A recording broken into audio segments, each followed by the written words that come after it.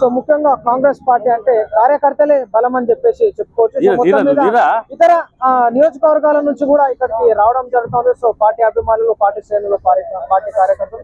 So చెప్పండి అన్న, మీరు ఎక్కడి నుంచి రావడం జరిగింది? నేను మహబూబ్ నగర్ నుంచి వచ్చాను. సో మహబూబ్ నగర్ నుంచి ఇంత దూరం నవీన్ యాదవ్ గారి కోసం, కాంగ్రెస్ పార్టీ అభ్యర్థి కోసం ఎందుకు రావడం జరిగింది అసలు? ఎందుకు రావడం అంటే ఒక మంచి వ్యక్తికి ఈ రోజు కాంగ్రెస్ పార్టీ టికెట్ ఇచ్చి ఈ రోజు జూబ్లీస్ అభివృద్ధి జరగాలంటే కేవలం నవీన్ యాదవ్ నుంచే జరుగుతుందని కూడా ఇక్కడ ప్రజలు కూడా ప్రతి ఒక్కరు కూడా ప్రతి ఏ ఇంటికి పోయినా, ఏ హోటల్కి పోయినా, ఏ కిరాణా షాప్కి పోయినా కూడా ఏ సామాజిక వర్గాలకు సంబంధించిన వ్యక్తులను కూడా ప్రకరించినా కూడా వాళ్ళు ఒకటే చెప్తున్నారు, ఇక్కడ గెలిచేది మాత్రం నవీన్ యాదవే.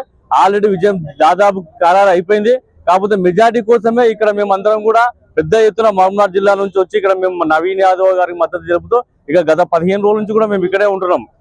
మొత్తం మీద ఈనాడు ఏదైతే ముసలి వాళ్ళని ఏజ్డ్ వారి పెన్షన్ 4000 ఇస్తానని ఇయ్యలేదు. ఆటో కార్మికులకు ఈనాడు ఫ్రీ బస్ పెట్టడం వల్ల ఆటో కార్మికులను ఓట్లు డైవర్ట్ చేయడానికి, అదే విధంగా మహిళలకి ఏదైతే 2500 ఇస్తానో అది ఇవ్వకపోగా మహిళలను డైవర్ట్ చేయడానికి, సో ఇదంతా బీఆర్ఎస్ పార్టీ వాళ్ళు ప్రచారం చేస్తారు. సో ఈ వర్షన్ ప్రజలకు మీరు ఏం చెప్పాలనుకుంటారు? మేము ఇచ్చిన 6 పథకాలు కూడా ఒకటొకటిగా చేసుకుంటూ వస్తున్నాం. ఫ్రీ కరెంట్ ఇస్తున్నాం, ఇచ్చినాం. ఫ్రీ బస్ ఇస్తున్నాము, ఇచ్చినాం. అదే విధంగా 10 సంవత్సరాల నుంచి కూడా ఏదైతే అప్పుడు ఉన్న తెలంగాణ ప్రభుత్వం, కేసీఆర్ ప్రభుత్వం ఏదైతే ఉందో అది ఒక రేషన్ కార్డు కూడా ఇవ్వలేదు. మా పిల్లల పేరు కూడా కనీసం వాళ్ళని ఆ రేషన్ కార్డులో పేరు ఎక్కియలేదు.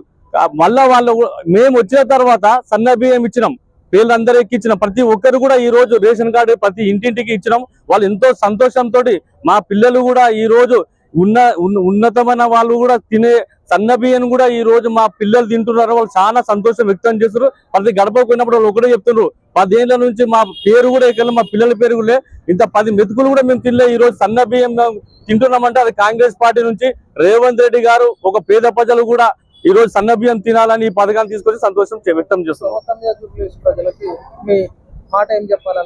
నేను ఈ విధంగా ముఖ్యంగా ఈ రోజు జూబ్లీ హిల్స్ ప్రజలకు ఒకటే చెప్తున్నాను, చేతులు ఎత్తి ఒకటే చెప్తున్నాను, ఏంటంటే ఖచ్చితంగా నవీన్ యాదవ్ అనే ఒక వ్యక్తి, ఆయన వ్యక్తి కాదు, ఒక మహాశక్తి. ఖచ్చితంగా జూబ్లీ హిల్స్ అభివృద్ధి కావాలంటే ఈ రోజు నవీన్ యాదవ్ చేతిలో ఉంది.